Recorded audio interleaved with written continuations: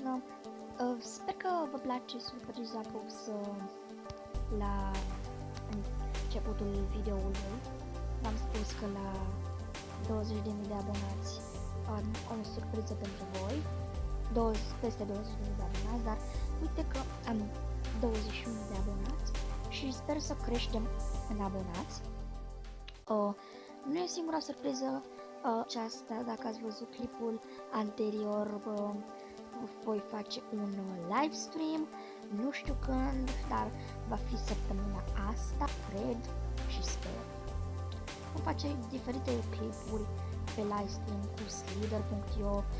Dacă e și alte jocuri, nu sunt pe canal și vi le voi prezenta. Minecraft, de ce nu? O să ne jucăm diferite minigame-uri, Skywars, Build Battle și multe altele. Și după cum v-am spus, jocuri noi. Deci o să fie pe live stream 1 sau 2